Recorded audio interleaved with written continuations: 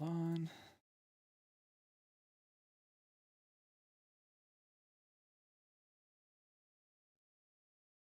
All right. Ladies and gentlemen, boys and girls, welcome back to the Phenomenal Fan Podcast. My name is Ryan. His name is Jared. And neither of our names are Ben Simmons, thank God, because we're going to be talking about Ben Simmons and his inability to play the sport of basketball. Not because he's bad, because he just doesn't play. We'll talk about Elon Musk making a small purchase that you guys might have heard about. It's not really that much money. Didn't really impact the world at all. Nikola Jokic is the MVP. No way to describe or to deny it. And then we'll talk about the NFL draft. NFL draft starts on Thursday. Give our sort of in-depth look at the strengths and weaknesses of each position. Some positions have more talent coming into this year's draft than others, who we think should be the picks for each team, so on and so on. So thank you guys for tuning in to the Phenomenal Fan Podcast, and let's jump right into it.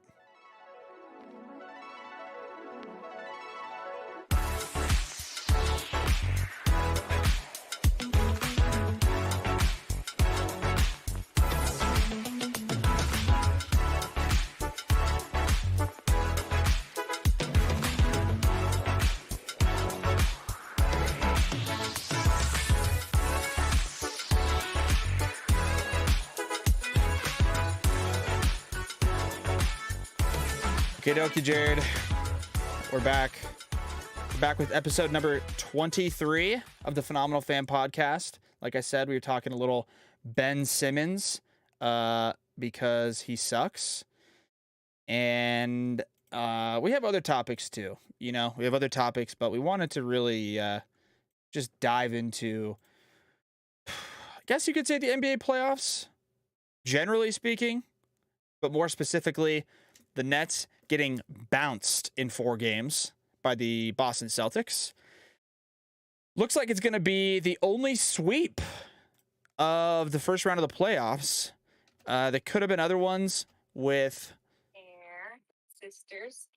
Oh, they're so soft. What? Nothing. What's going on? What just happened? I don't know. I heard something, but it's all good. What did I don't, yeah, you just reacted all super weird. I heard somebody talking. It might have been in back of mine. I don't know. Hawks and Heat was going to be a sweep, right? Miami, maybe not. What was the one series? Oh, Philadelphia was up 3-0, and then it's already been forced to a game 6 because they suck. So, Philly and Raptors are going to a game 6 tomorrow. Nope, Thursday. But the first team eliminated from the NBA playoffs is the Brooklyn Nets. Kevin Durant was James Harden, not anymore. Kyrie and Ben Simmons. But Ben Simmons didn't play, Jared. He didn't play basketball for the Brooklyn Nets this year. He didn't play basketball for anybody this year because his back was hurt or his it was a rotating excuse injury is what it was. I don't know what actually I don't forget what it exactly was the first thing, but then I know that I think they were all pissed off because they at least wanted to have him in uniform, and then he just there was all of a sudden there was something new, right? It wasn't something completely different, and that's why.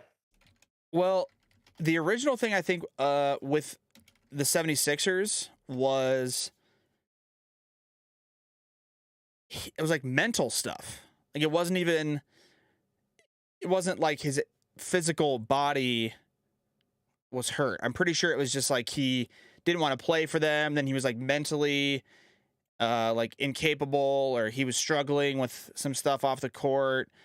And then in his process of returning, he like hurt his back, I think. And then he rehabbed the back, and then he hurt it again. And it's a touchy subject. It's a touchy situation because you don't want to be insensitive about people struggling about mental health and everything that's gone on. It's a newer thing that we've become more familiar with in the world of sports that I think is also how sports have changed, potentially for the better. We talked about it, or at least I mentioned it in one of our previous episodes about how sports are just different now. They seem a little bit different. And that might be because of the stuff that we're seeing with athletes getting a little bit more pressure, more exposure. I don't really know what the answer is or the reasoning. Players are certainly getting chirped more, I think, at least from what we've seen on social media. Maybe we didn't see it before. Mm-hmm. But one thing that was mentioned by Woj on ESPN in one of the segments that they had on their like NBA Tonight show or whatever was the video of Kevin Durant like yelling back at a fan, right? Or maybe we saw, maybe it was, so it might have been somebody else. It might have been Kyrie, like Kyrie doing his thing too. Kyrie did it, but KD yelled at a fan. They both did it this year. Yeah, they both like recently.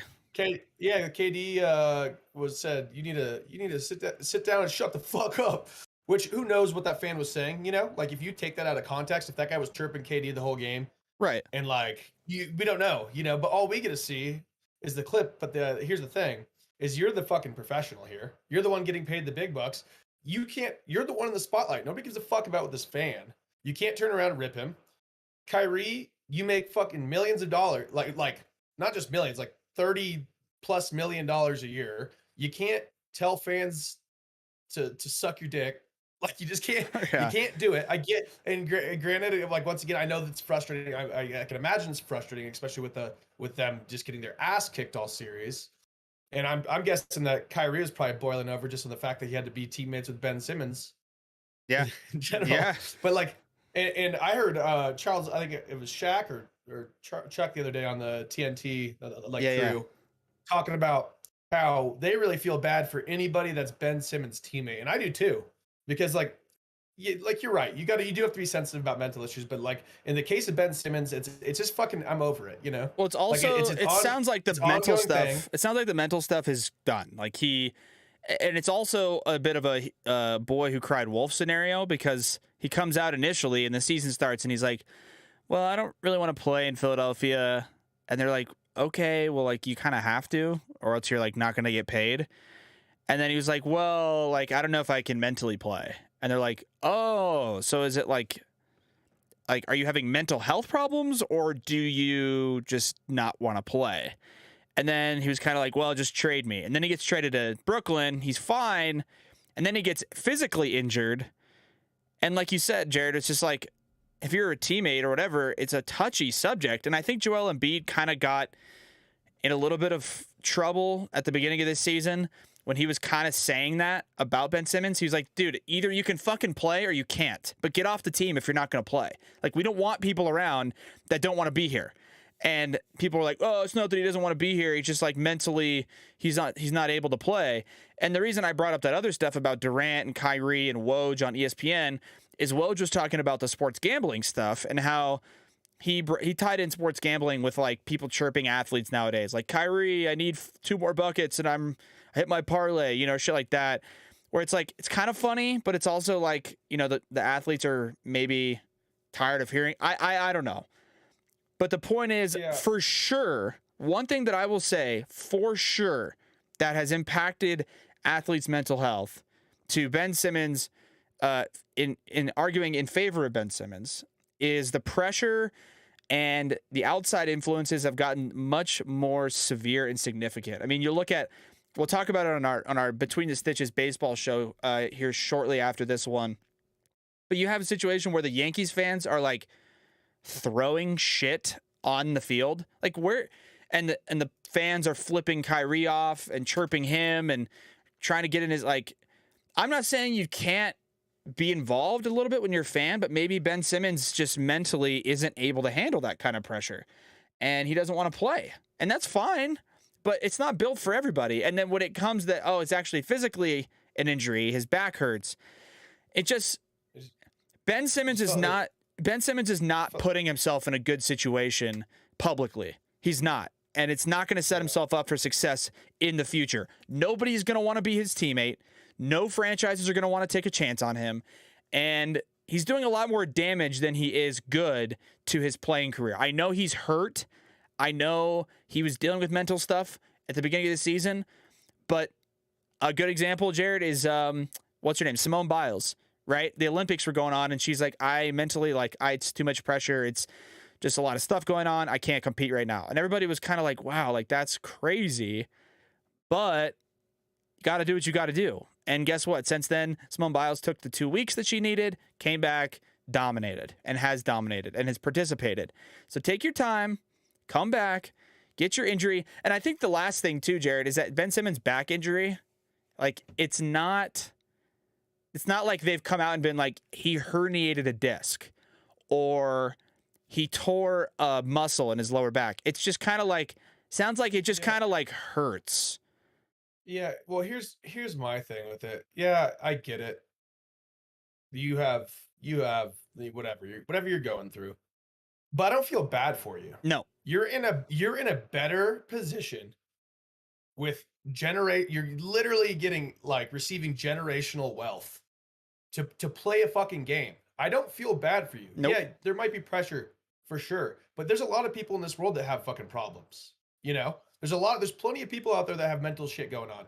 And you have an opportunity to be stress-free in an area that a lot of people, a majority of the world struggle in, which is financially. If you really look at the percentages, you have an area to live a luxurious life, to play a game and be retired by fucking 40 and never have to do anything again. And you're being a prima donna. You're being a prima donna, and it's been that way when he was with Philly. He comes here. The Nets had to pay, like the Sixers and the Nets had to pay. I don't know who took what in the contract this year, but he got paid out the ass. He sits on the bench and then he fucking shows up dressed like a fucking popsicle, and it's like, you know what, man, if you're having like these mental issues, you don't want the attention. You don't want people raining down on you and the attention, and there's too much pressure there. Well, don't dress like that. Fucking put a hoodie on and or whatever, yeah. and just be there, and if you're frustrated you can't play or whatever because you actually are injured, then so so be it, but don't stand out. It's like on top of everything you're gonna wear that and expect people not to just fucking roast you on the internet. And if that's an issue that you're dealing with, then maybe don't dress like that. Maybe he needs somebody to be there to advise him. But I do not feel bad for a guy that has a chance to make fucking 20 to 35 million dollars, I don't know how much his contract is, a year, to play a game. Like I just don't give a fuck. I don't feel bad for you. So for him to not show up, I know the Nets are probably pissed about it, and I imagine some team will take if he's not with the Nets, I don't know what his contract situation exactly is, but if the Nets don't take him back, there will be a shit team that will take a flyer on him and he'll make some money, and we'll see what happens. But I hate to see a guy like this fucking defizzle his career, because to me it feels like a lot like an ego thing, Yeah. He's obviously had flashes of being like a really, really, really good player in his career, but I don't know, man. I don't feel bad. I don't feel pity. I don't feel some sort of soft spot for this guy, because you have the world literally in your hands and you're pissing it away by being a prima donna. And I don't know what is all going on with him, and maybe there is some mental side of it. Like you said, you got to be somewhat cognizant and sensitive to that, but there's plenty of people going through shit. Yeah. Just because you're in the spotlight doesn't mean that it gets to be emphasized and we should feel bad for you when you have a better situation, is what I'm saying. No, I agree with that. And I think some people will hear that and those people will say, I don't feel bad for Ben Simmons. And people will take that as you being insensitive. And they're like, well, you have to feel bad for the guy. The problem is the exact point that you mentioned, Jared. The problem with Ben Simmons is it's impossible to feel bad for a guy who's getting paid that much money in a situation that he's in when he complains about mental health, when in reality, a lot of the mental health problems that people seem to go through come across as more of a lacking perspective on life than actually having mental problems. When somebody's a multi-millionaire with the opportunity to perform in front of other people and have celebrity status and gain generational wealth, like you mentioned, playing a sport, and they lack the situational and global perspective and awareness that the people paying to come watch them play, or the people who spend money on their gear, are not anywhere near as lucky as they are, and haven't had the opportunities that they've had, and weren't born with the bodies that they have. And so I'm not asking Ben Simmons to walk around thanking the Lord or thanking his parents for the amazing genetic pool that he fell into. But at the same time, you have guys like Ben Simmons who are so far on one side of the spectrum, and then you have guys that grind their ass off on the other side of the spectrum. Guys like, I don't know, who's a good example, Jared, in the NBA? A guy who was like undrafted, has made his career a big success, won, like maybe, here's actually a decent example. Giannis, I would say, is a decent example. Comes from a humble family, no money, and appreciates he appreciates the opportunities that he has. And even if he was injured or he was in this situation and it was too much mentally, he's probably already dealt with mental problems in some capacity, but he's also realized, I am so lucky to be where I am.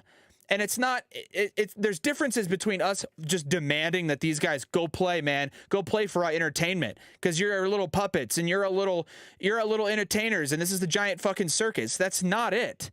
It's more about that some people actually play the sport of basketball and grow up their entire lives with nothing, and have realized that basketball's given them the opportunities to do what Ben Simmons does. And Ben Simmons, his situation specifically, looks like he's coming across that he lacks all perspective on life, and he lacks any gratitude or appreciation about how truly lucky he is to be in the situation that he is. And he's made the most of his opportunities to a certain extent, right? He went to college, he went to the NBA, he did okay, but it just doesn't seem like Ben Simmons has made any sort of legitimate effort to improve his situation. And that's when I don't feel bad for anybody.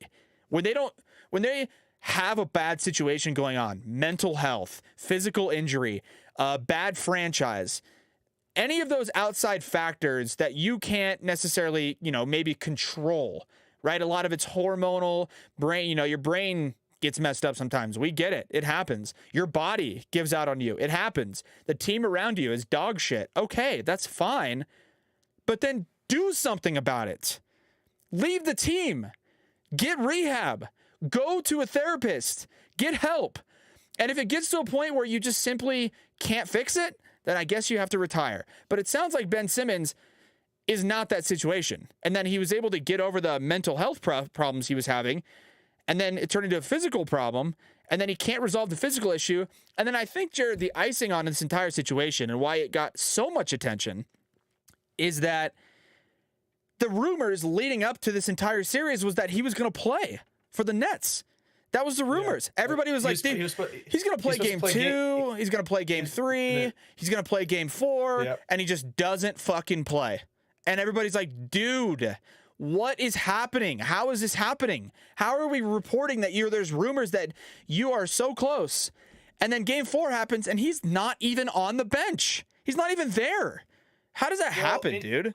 You know what? And you want to know something else, Ryan, that I guarantee people are pissed off about.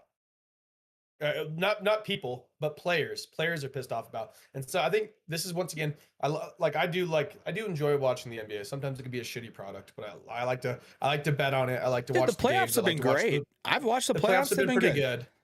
And it's it's entertaining, it's fast paced, there's a lot of scoring, that you see some crazy dunks, like some good shooting. The games are good. They do a decent job of we call it a shitty product mostly because of the way that the referees can dictate games. We've said that before. Mm-hmm. But the thing that after the game the other night, I'm watching TNT with the Shaq and them. Somebody brought this up as well, and I totally agree with this, that when the collective bargaining agreement comes back around for the NBA, that Ben Simmons himself might fuck a bunch of people out of money, because there's going to be, they said they're going to call it the Ben Simmons rule about pay for play, because Ben Simmons sat on the bench this year, didn't play, and collected a huge paycheck still and got all that money guaranteed. But when they come back around, just like how baseball had their collective, their bargaining agreement between the owners and the players, when they come back around, you're going to have owners that say, I spent fucking 20,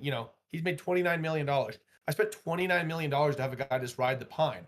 So there's going to be some clauses about pay for play, and he's going to end up fucking up a lot of guaranteed money for these guys. But potentially, so that's another really frustrating part about it. For if I'm in the league, why I don't want Ben Simmons on my team. That's why Ben Simmons would frustrate me, is you're fucking with other people's living because you're going through whatever. But it's I don't know. It's just and that's just another point on top of all the other shit we're talking about. He's, like we said, extremely lucky to be where he's at. If he's going through something, get the help. But I don't know. It's just it's a hard situation to feel bad for the guy. You sat on a bench and you collected fucking $29 million. So I agree. And I know plenty of people in the NBA are fucking dishing out. I mean, mostly older guys, but you have all sorts of people that are just ripping on him, that are usually broadcasters. They're just kind of frustrated and annoyed with it. Joel Embiid earlier this year expressed how frustrated it made him. So I don't know. I don't feel bad for him. I feel there's a lot more people in the world that I feel bad for. I don't feel bad for a guy that has this type of opportunity and that's kind of pissing it away. So that's my last thing to say about it, I guess. I agree 100%. And yeah, it's a tough situation. Do I think the Nets would have not gotten swept? Do I think the Nets would have won a game in the series if Ben Simmons would have played? I don't know. Probably not. Celtics are a better team. Celtics dominated the series. Ben Simmons wouldn't have made maybe that much of a difference. Just the fact that he would have played would have just silenced everything. And now he's got to deal with that shit for the rest of the offseason. And the Nets are left with this giant empty void of what could have happened maybe if he played. Maybe. Yeah. Maybe. Exactly. Well, imagine and on top of it all, imagine the fucking revamping of Love he would have had if he would have came back and put up a 30 bomb. Or just balled, did something like lock down Jason Tatum, or and one and they big end up block, coming back. one. They end up coming back in the series. The entire city of fucking New York would love him. So, I don't know. It's just hate to see someone squander a potential opportunity to be a star athlete away like that. And who knows what his career is. I know if I'm an owner, I'm not taking a fucking shot on him. I'll pay 3 players your salary, 3 good hungry players that will that are out here. Who I actually love? I love a guy like Montrezl Harrell. How hard does that guy play? Incredibly hard. How competitive is that guy? I bet you he doesn't make fucking a fifth of what Ben Simmons makes. So it's I don't know. I'm over it. Yeah, I think most people are just very dumbfounded by the whole situation, confused about how it happened.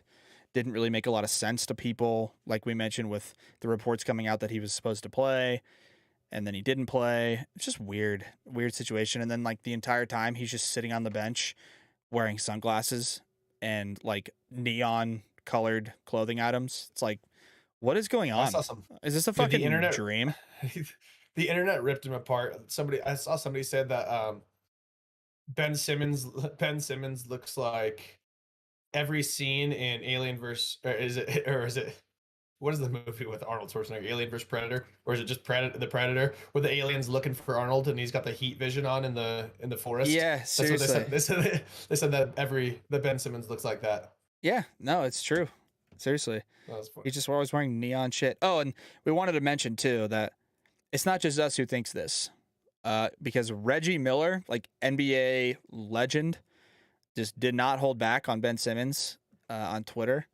And they announced that he was out for Game 4 last night. And Reggie Miller went up on Twitter, posted a picture of Ben Simmons, and he said, "Come on, man, out for Game 4 when it was rumored you were going to make your debut. This dude has zero competitive fire. As small a chance as the Nets have to come back in this series, you still have KD, Kyrie, All you need is to win one game and take it from there. Hashtag man up. So clearly Reggie Miller is on the same page with us and a lot of other people. Ben Simmons probably should have played, but he didn't. And now he's going to hear about it for the rest of the offseason and maybe the rest of his career. Did you see Stephen A. Smith lose it? I did. About Ben Simmons saying he quit, and then like all the news now is he calls Ben Simmons pathetic, and then all the news is now is how Jamie Foxx replied. It's like, okay, like, wow, like, okay, like I love that. I just love when oh fuck, Jamie Foxx said something. Who gives a fuck? I love Jamie Foxx, but like who doesn't love Jamie Foxx? But like at the same time, like who gives a fuck if he comes at Stephen A. Smith to defend Ben Simmons? They're probably buddies. And yeah, they probably are buddies. That's Stephen A. Smith's fucking job. So that's and it's kind awesome of our actor it's kind of our job too, you know. Yeah. So. Yeah. So Ben Simmons didn't play. Speaking of Reggie Miller, so Reggie Miller blows him up on Twitter and uses Twitter, Jared, as his platform to blow somebody up on. Twitter, now currently owned and operated by Elon Musk, purchased. What is he? Just the CEO of Tesla? Elon Musk? Is that his? Like, is he the owner of the company? CEO? It says he's the. Oh, Tesla? He's the CEO. Just CEO. And like majority shareholder, probably. And SpaceX and yeah, fucking all sorts, Neuralink, all sorts of shit. Yeah, so he's the richest guy ever or on the planet, at least net worth wise, and he offered the board at Twitter $44 billion to buy the company, and fuck it. It's a monumental purchase. It's obviously massive. He's a big proprietor of like always mentioning free speech and all this stuff. He's got a bunch of different motives. We didn't really want to talk about maybe his motives or what it means for, well, it does mean a lot for Twitter, because now he has the power and the potential to possibly make some paid subscription services out of Twitter, make some more money off of Twitter. I don't know if he really has that kind of intentions, but one thing is for fucking damn sure. $44 billion. That's how much he paid. That's how much Elon Musk paid for Twitter. $44 billion for an object or a piece of property that's intellectual. It's not even like a physical thing. It's not even real. Like, Twitter is just on the internet. I guess it's technically a company, but it's not like a product or a service. I guess it's a service. Like, I don't even know what you would call Twitter. Like, it's a blog. It's like a fucking, it's like the most popular blog space in the world, where individual people can just say whatever the fuck they want, have whatever opinion they want, and reply to whoever they want. $44 billion. Like, yeah, that doesn't surprise me. That doesn't seem like, I bet you, yeah, that doesn't surprise me at all. You think that's too much? No. I don't think it's too much. The one thing I did see. Weird thing is, I remember when Facebook bought Instagram, I think Facebook bought Instagram for like, how much did they buy it for? Facebook and Instagram? Dude, yeah, how much did Facebook pay for Instagram? Let's see this. This is a good, $1 billion. How weird is that? Like, that's what I'm saying, dude. $44 billion for Twitter. And but I said, okay, but check this out though, right? So Facebook bought Instagram in 2012 for $1 billion, right? But then they turned around and they bought WhatsApp in 2014 for $19 billion. Okay, so it's like, this is the one that I saw, Jared. I'll include this in the TikTok that we put out. But Elon Musk bought Twitter for $44 billion. He could have taken that money instead, and he could have bought any combination of the following. He could have gone to the NFL, and he could have bought 15 NFL football teams with $44 billion. He could have gone to the major leagues and Rob Manfred, and he could have bought 25 Major League Baseball teams with $44 billion. 25 of the 30 teams could be owned by the same guy if he took that $44 billion to the major leagues. He could have bought 23 NBA teams, or wait, I want to make sure I get this right. How many teams?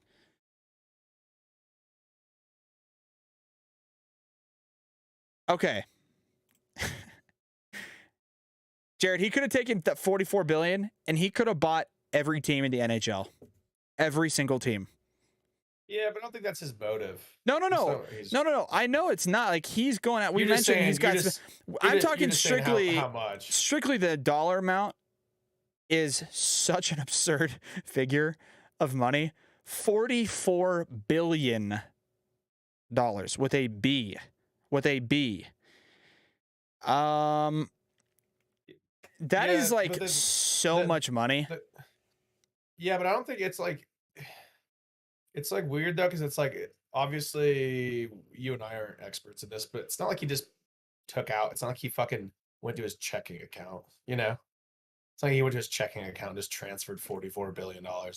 That's not how it's obviously like a giant financing. Like, I don't even know. That's not our fucking realm. So I don't even want to mess around. But apparently there's like, I saw that a little article that said like, if Musk can't secure financing, there's an article from today that he'll owe Twitter $1 billion if he can't secure financing. $1 billion? 1 billion? Yeah, just like, if that means like, I don't know if that means like the deal falls through. Well, I don't know. I don't know. But all the people bitching about it. We don't talk politics, but if you go and look on Google, you look at all the people bitching about him buying it. CNN, CSNBC. Well, because he's just been he's spoken out against against all those companies. You know what I mean? Yeah, because they all fucking skew things in their way, and like that's what everyone was bitching about. They're pissed off that he wants people to be able to say like whatever. You know what I mean? He doesn't like these companies that have gone against. Well, the other thing about those companies is that in general, those companies have spoken out against the ultra rich, right? Like the guys that are the billionaires. They want those guys to give up a lot of their money or pay more taxes, and he just doesn't obviously want to do that. I don't know though, Jared, like how much he could successfully live off of. I'm sure it's a decent, like he could probably live off of, I don't know, $2 billion. His net worth is $264 billion. So $44 billion. I don't know, like you said, it's obviously not coming from his checking account, but does he like sell stock and then use it? Or does he leverage the stock he has to get financing? He probably gives, I know, like so I looked at I was looking at how like Facebook bought, when they bought WhatsApp, how it worked. So like how much did Facebook pay for WhatsApp? So check. Yeah. Pay for WhatsApp. So it says like right here, it says so when Facebook announced its plan to acquire WhatsApp, this is how they did it. They attached a purchase price of $16 billion, which was $4 billion in cash, and then $12 billion in Facebook shares. And like that's what they did.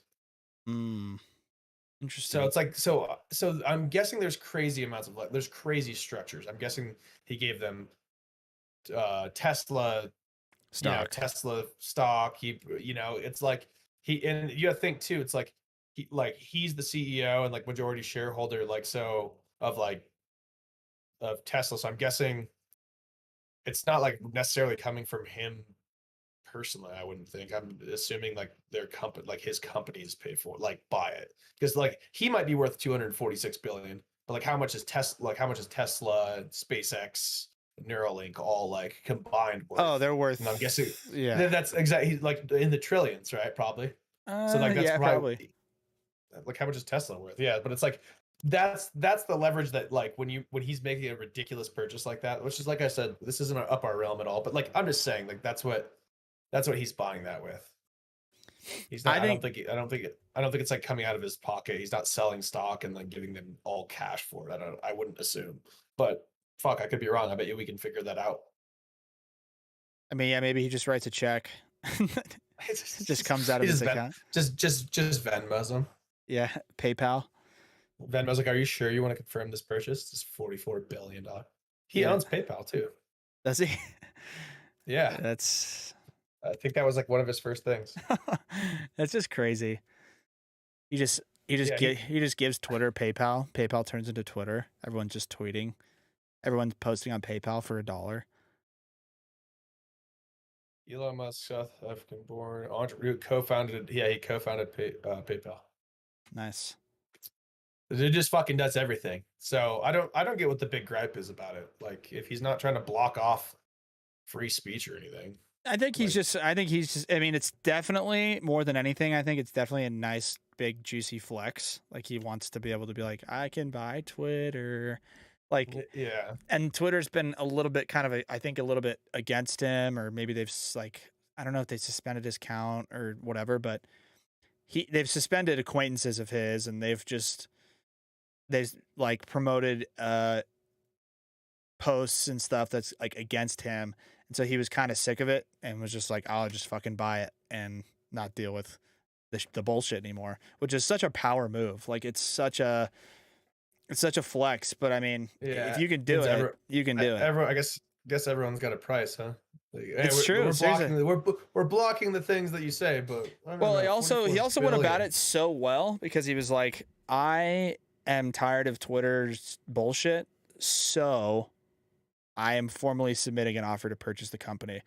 And everyone's like, ha ha ha. He's like, no, seriously, $50 billion. And Twitter's like, ha ha. He's like, no, like I will buy it for 50 billion. And Twitter's like, oh my God. like their current share price and their valuation, I think, was like 28 billion. Like he way overpaid, but it was on purpose because he was like making an offer they cannot refuse. And the board Because and he everybody bought- involved was he just bought like, nine. fuck. So he bought like 9% before he actually submitted that. Yep. He bought 9%, which made him like the largest majority shareholder, like by a single person. He bought 9% for like 2.6. So if you just do the math there, Twitter was roughly worth $30 billion. So he just offered 14 billion over what it was worth, and they're like, okay. fuck. Yeah. I mean, Well, it's just like- what would you say? You know what I mean? What would Yeah, you say? you Like, have if you're just on the board, if you're just on the board and you're like, hey guys, hear me out. We'll just give him it. We just don't have to ever fucking even think about working again. Yeah. Like we all own X amount of shares. He's gonna purchase this, which was gonna boost the value of our shares, and we could literally buy fucking super yachts and just eat caviar like that exclusively for the next fucking 60 years, and then our kids can do that too, and then their kids, and then their kids. So yeah, I don't know. I mean, I get it, but who knows? But all right, well, let's get off that though, because that's not really our. No, it's lifestyle stuff that we wanted to talk about because Yeah, Twitter, no, it is. the for world sure. of sports lives on Twitter, and Twitter is Yeah, it really everywhere. does. So it's important to No, it is. just You're chat right. about it. So And it'll be interesting, but I bet you it's like, he's gonna have to settle in the middle. I don't think anything will change. By the way, also, nothing is going to neither. change. Nothing. It'll be maybe like some sort of like algorithm adjustments that like don't like, because I think one of his big gripes about it was that it was like it was promoting and putting like specific tweets that was shifting focus and like emphasizing certain opinions. Yeah, influencing politics. Yeah, for sure. Yeah, that was exactly. So I think that's his big gripe about it. So I don't know. Yeah, it's not a big deal. It's like it is a big deal. It's a lot of money, but it's just not going to change much, and people are kind of overreacting, I think. So whatever, it is what it is. Musk is rich. I think that's the takeaway. Yeah, I think that's and then speaking of power plays though, how about Nikola Jokic? Oh yeah, so we're back on the NBA, and we wanted to touch on this little piece before we dove into the NFL draft. I think the Nuggets posted it on TikTok, Jared. Let me find the link here.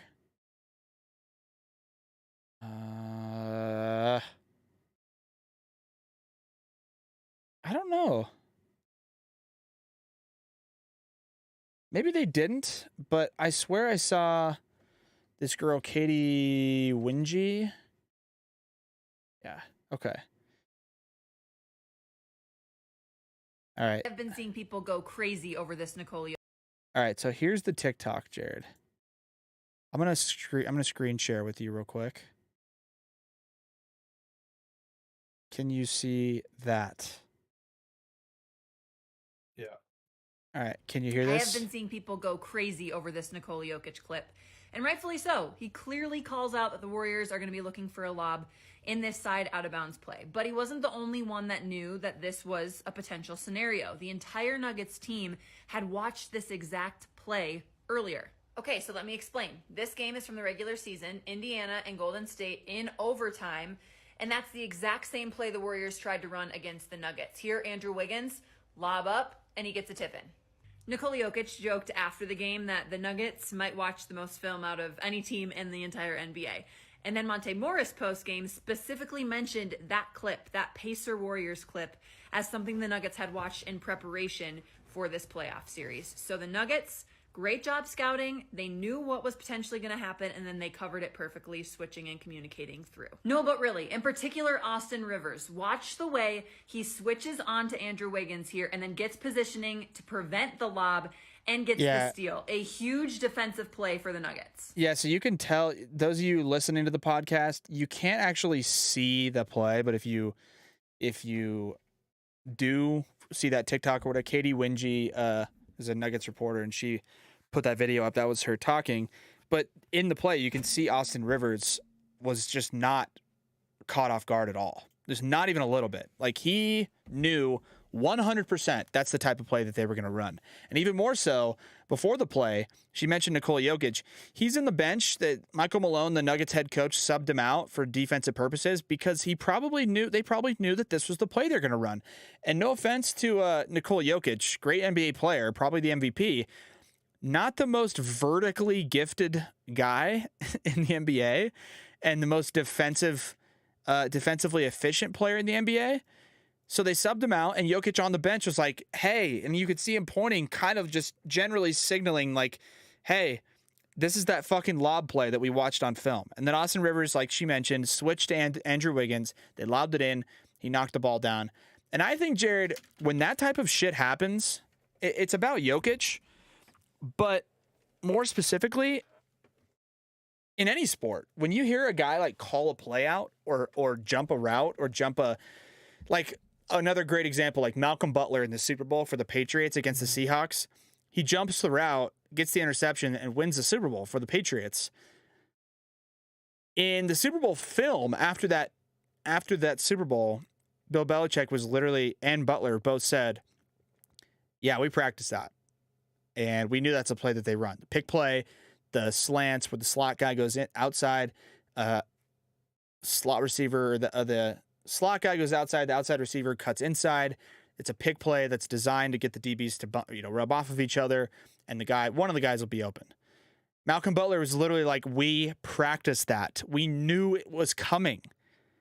And I think that's like the most impressive thing when, I don't know, when a base runner steals a base and gets like an incredible jump, or like Albert Pujols will steal a base, or some big fat guy, and it's like he just reads the pitcher, or the NBA guys read the inbound play. They're like, oh, it's the lob play. Or the NFL DBs are like, oh, this is the play this is the pass play they're running. Like, that to me is so impressive because I just don't have enough faith in myself, I think, to be like, oh, this is the play they're running.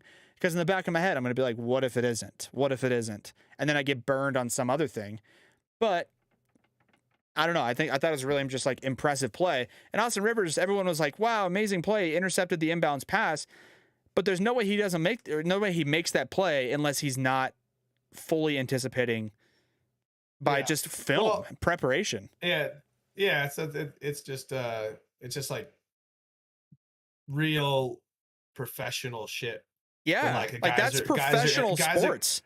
Guys are in there buying in, and like I know, like it's probably to that like average viewer, and even like to me, sometimes it looks like you're out there and like it's hard to even realize that they're running plays in basketball, because a lot of times, Yeah. especially with like ISO teams, you'll just see the guy just go up and dribble and then do a take, you know, and like it's an ISO play, which usually even like in that type of situation, the floor will be spaced for him to have that ISO play. So a lot of times, like there's like little things that people don't appreciate. Like I know that I don't love the shift exactly, you know, but like it's little things like that where like a player's in the right spot, makes that jump, you know, a corner undercuts a route like you said, or like in this situation, the whole team looks like they knew what play was coming. And it's like, you know how many like plays and like little random freelancing type of basketball like shit happens throughout the season, to be able to just like look at it and be like, oh, like this is one of the 3 plays they run in crunch time, or whatever that number is, right? And be able to execute and stop it to win a game like in the playoffs and give the Nuggets at least another chance, which who knows Like if they're what gonna be able to beat that happens? Yeah, team. like what happens if the Nuggets come back and win the series? Like it's not gonna happen, but statistically speaking, it's never happened. But if they come back and win, there might be other plays throughout the series that would determine that the series win for the Warriors. The Warriors are playing the Nuggets in Golden State. Golden State is favored by like 10 points, whatever. But if they come back and miraculously win the series, that's going to be the play. Like that's the play where they're like, holy shit, like we won the series and we don't without that play. You know, so I think that shit's just really impressive and it's cool. And preparation like that always just like that. You ever seen that one video, Jared, where it was where it was Cam Newton was playing quarterback for the Panthers and they were playing Clay Matthews, the Packers. And Cam Newton comes up, lines up in the offset eye or whatever, shotgun. He's got McCaffrey to his right, McCaffrey to his right, and Clay Matthews is across the line at linebacker. And Clay Matthews comes up the line and he's like, "It's that wheel route! It's their wheel route!" And it's so like he sees the defense or the offense line up, and he sees right away that it's a wheel route, and that was the play. And then Cam Newton, I don't know, he said something. He goes, oh yeah, what's this? Yeah, and then he claps. He must have, but he must have called an audible because it was the wheel route play initially. But McCaffrey, but McCaffrey, I don't know if it was a wheel or not though, because it was kind of a wheel because he. No, I don't know if they call it a wheel or an angle. It was gonna be a wheel, but he audibled out of it. And so Cam Newton, so Cam Newton said, he says, "Oh, you've been watching film, huh?" And because Clay Matthews called the play out, and he was like, "It's a wheel route. It's a wheel route." And he goes, "Oh, you've been watching film, huh?" And he's like, "That's cool. Watch this. Ready!" And he like gets under center, and after I don't know if he tapped McCaffrey or McCaffrey, like, you know, he must have said something to him or something because he went out for the wheel route and then cut back in on the angle across the middle and caught it for a touchdown. And it was like a really funny exchange or whatever. But even then, Cam Newton was like, "Yeah, you've been watching film. Like, you fucking knew what our play was. And, like, I got to change it now." You know? And it's like, you see guys will jump over the line of scrimmage and, like, jump snaps and shit, too. Or Von Miller, to some extent. Like, these guys timing up snap counts because they know with a certain, like, lining up with a run play. Or, I don't know. It's just, that shit always just impresses me when you see a guy just blow a play up or make a play that almost seems like he knew it was coming. It's usually because he did know what the fuck was coming. He was so prepared. And it's the other way around. Like these other all-time great quarterbacks, Peyton Manning and Tom Brady and all these guys, people think they're just like really good at throwing the ball, and like people know that they're really smart. But I think even those guys get underestimated to a certain extent about like Tom Brady in any given game will line up as the quarterback, and just by looking at not only the defensive alignment, but the pressure, like the angles of the bodies of the linemen, and like the linebackers are leaning forward a little bit more. So this guy's coming, but this guy's staying back. Or they both want to say they're coming, but you can tell by how their eyes are looking around that they're actually going to fake the blitz and drop back into coverage. Like, and of course he doesn't do it perfectly on every play, but these guys are so prepared that they'll call a run play. The guys will line up out wide and it doesn't look like they're going to bring any pressure, but they know that the pressure's coming and they audible out of the run play into a pass. And all of a sudden there's a corner blitz and you got two guys open 8 yards down the field on the side. Like, it's just that shit. It fucking fires me up because it's so sick. It's so sick.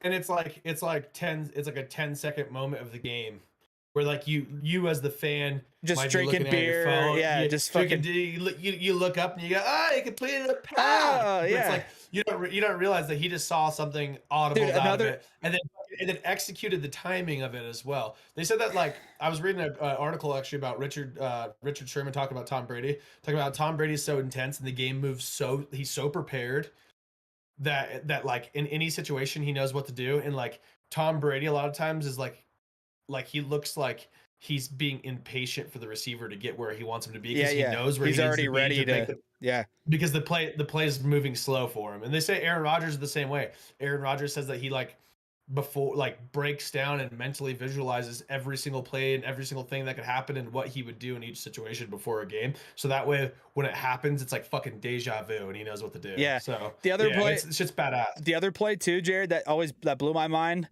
And the coaches, so it was the 2016 College Football National Championship, Alabama, Georgia.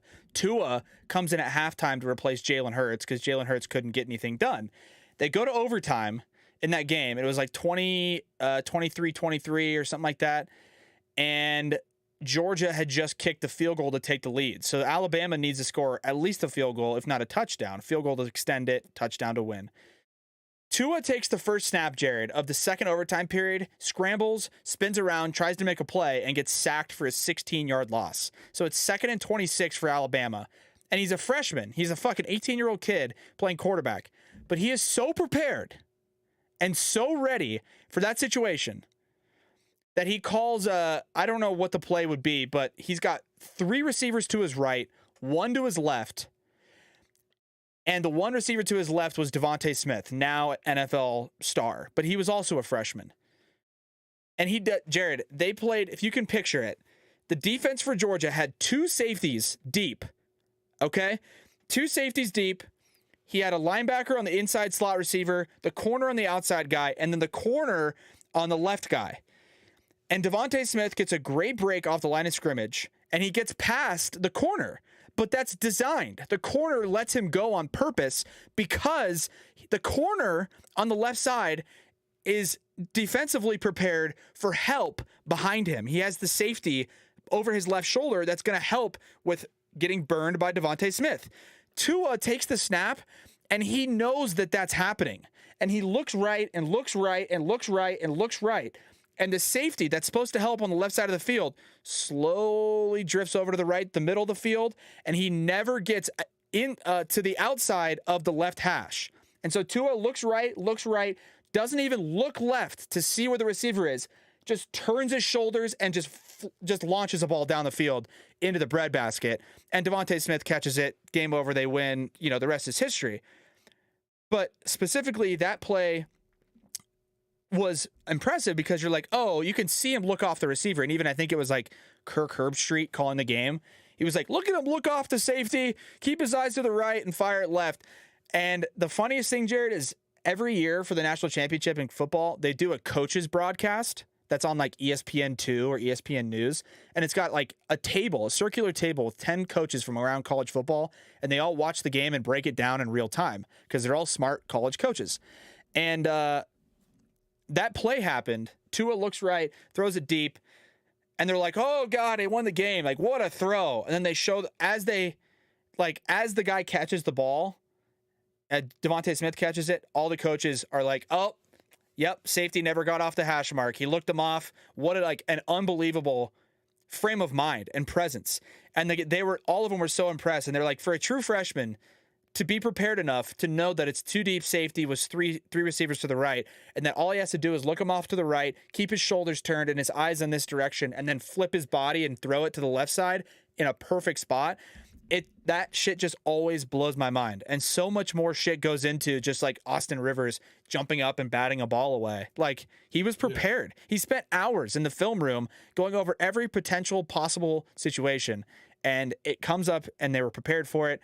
Jokic says, this is the fucking lob pass inside to Wiggins.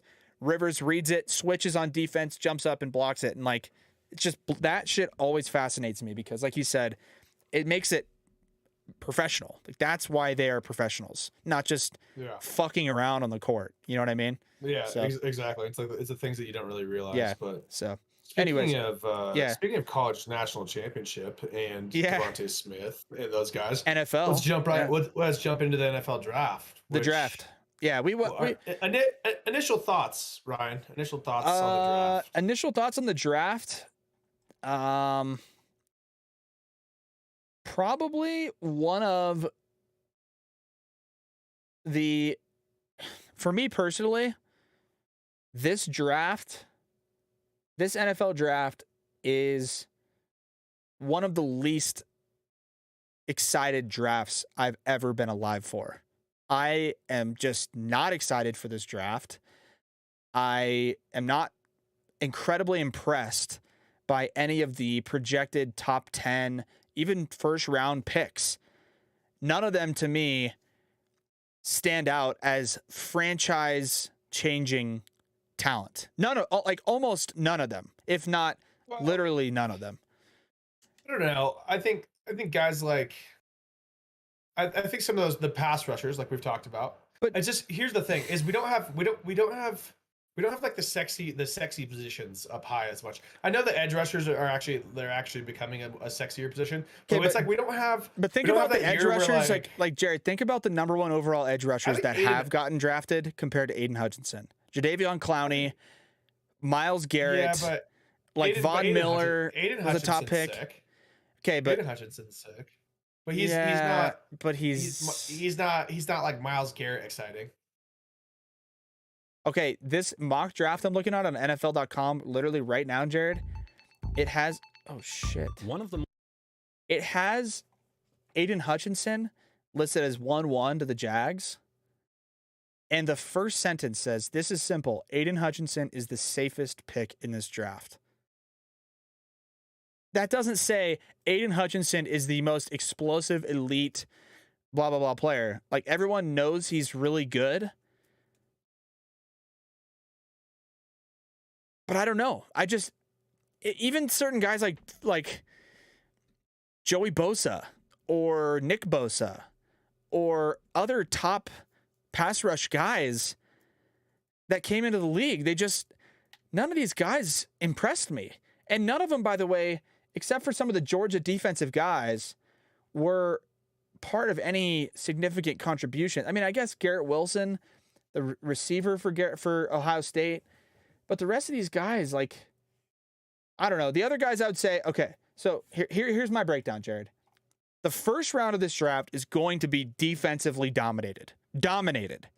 This is a projected mock draft from Rhett Lewis.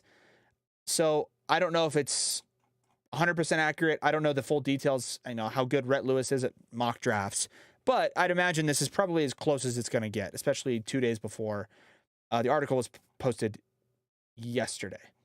Aiden Hutchinson first, defense. Trayvon Walker, defensive lineman to second pick. Jermaine Johnson, edge rusher, third pick. Garrett Wilson's a receiver. And then you got Ike Ekwonu, offensive tackle. So you're going to see in this first round, defensive players and offensive tackles. And then you sprinkle in a receiver, sprinkle in a quarterback. Garrett Wilson's a receiver, blah, blah, blah. Ike. And then Kenny Pickett, number 6, quarterback. Let me just count the number of defensive picks in this first round, Jared. 1, 2, 3, 4, 5, 6, 7, 8, 9, 10, 11, 12, 13, 14, 15, 16, 17. 17 of the first 32 picks projected are defensive players. Then you have, I think, 4 quarterbacks and 4 receivers. And then 3 offensive linemen. The point is, this draft is not going to be sexy. It's not going to be electric. It's not going to be exciting. It's not going to feature many, if any, players that are going to be franchise transforming. Here's my thought on it. Here's the one thing I do like about it is that although it's not sexy, it opens the door for like the surprise effect for one of the players that comes out and Low. ends up He's got low he ends up- expectations. yeah, or he ends up being a first rounder and you don't know his name and he ends up balling in the NFL. I just don't think you have like the names just don't feel as big as they normally are. Like I'll tell you right now, the- Jared. like I always think back to like the classes like where Deshaun Watson was there or Lamar Jackson was there, or it was Lamar Jackson. They weren't in the same class, were they? Who? I don't think they were. Lamar Jackson and Deshaun were not in the same class, were they? No, Lamar is No. is It was a couple younger. years later. Yeah. Yeah, but like you know what I mean. It's like there's players like if you go to any draft though, and you just start scrolling through, you'll run into a player that's like maybe not like a all-time like franchise like you said, like Von Miller type, Joey Bosa style, Myles Garrett type of guy. But that's like almost a face of the franchise guy. But if you go to any draft and you just start scrolling down, like you can like look here and it's like here's Cooper Kupp in the 3rd round out of Eastern Washington. No, I It's get like it. a guy like that. We're gonna have like a handful of those guys that are like really good. No, I get it. I mean, Okay. I get what you're saying, but like hear me out on this. Last year the Jags had the first pick. They took Trevor Lawrence, right? You take Trevor Lawrence, that's a pick where you're like he could change the franchise. And I know quarterback's a huge position. But going through this mock draft, Aiden Hutchinson to the Jags, will that change the Jaguars' foreseeable projected last place finish? Yes or no?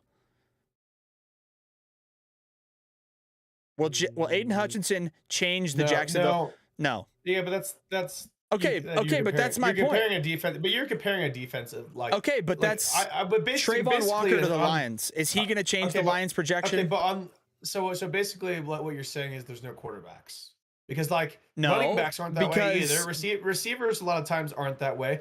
Basically, the only position that is gonna change the projection is usually if they get a quarterback. There's not a lot of times Or- where you get a running back or a receiver where you go, oh, it's gonna win us fucking 3 more games. Okay, I agree, except if you're the New York Giants in this draft, because the New York Giants have the 5th pick and the 7th pick, and they have to do something with those picks. They have to do something. They have projected in this mock draft Ike Ekwonu, the NC State offensive tackle. They need offensive tackle help. They need help. They need to help Daniel Jones. They need to help Saquon Barkley. And the next pick, by the way, Jared, if you want to talk about, like we say, quote unquote, no name guys in this draft, if you get drafted in the 1st round as a defensive back and your name is Sauce Gardner, you better be a lockdown corner in the NFL. If your name is Sauce, and if there's no alterations to the spelling, SAUCE, Sauce Gardner. That is unbelievable. And I can only imagine with the creativity of the world and the internet in 2022. I mean, like you have to know, right? When he makes his name's Ahmad. No, his name's Just so you know. Sauce. It's Ahmad Sauce Gardner. Okay, But, dude, like, even his middle name is Sauce. Yeah. No, it's Ahmad. Just imagine, Jared, right? It's Ahmad Sauce Gardner. Imagine Jared, not the fun. first His middle interception. name's not- His first interception, the tweet from the team that has him. He's got the sauce. Like, Dude. it's so.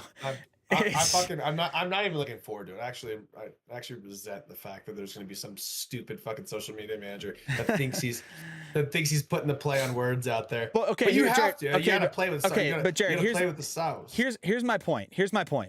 There's a lot of really shitty teams in this first 10 picks.